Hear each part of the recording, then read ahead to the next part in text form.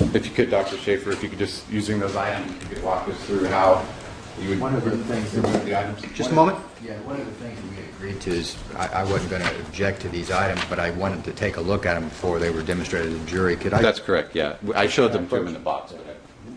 You want to approach, or would you like Mr. Waldman to bring it back to you? Well, I could approach, but he's already on his way, so. Yeah. Now he's running back, so I could bring them. that's all right.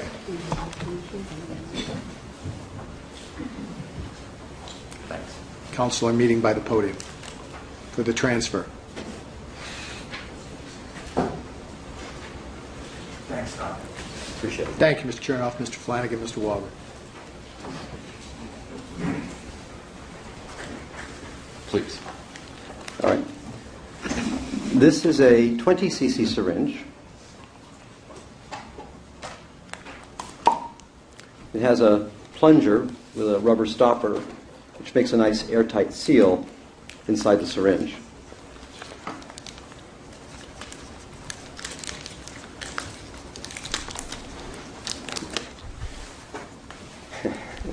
Getting quite a bit of clutter here.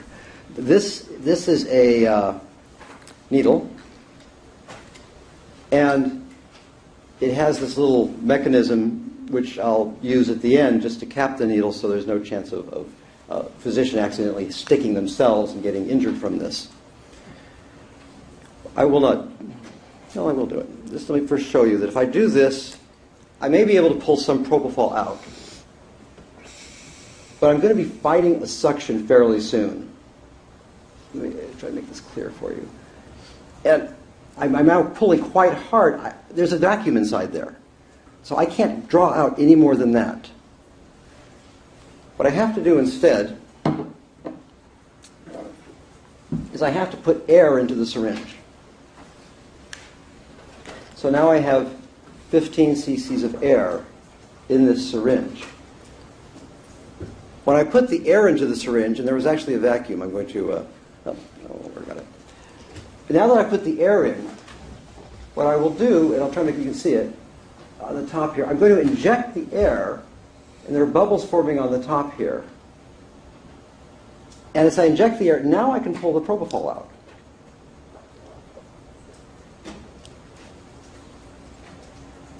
Because I've replaced I've added air into this, so I'm replacing the volume that I'm removing.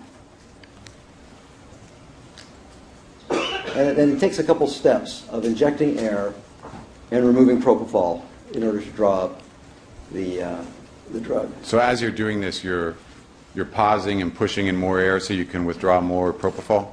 Yes.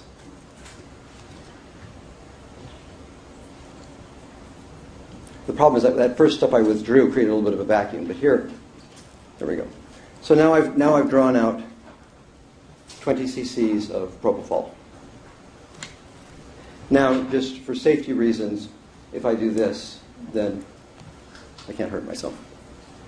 Now, the condition of the rubber stopper once one withdraws propofol with a needle and syringe, as you've demonstrated, is what at this point? Well, there would be a very, very small hole in the stopper from this needle here.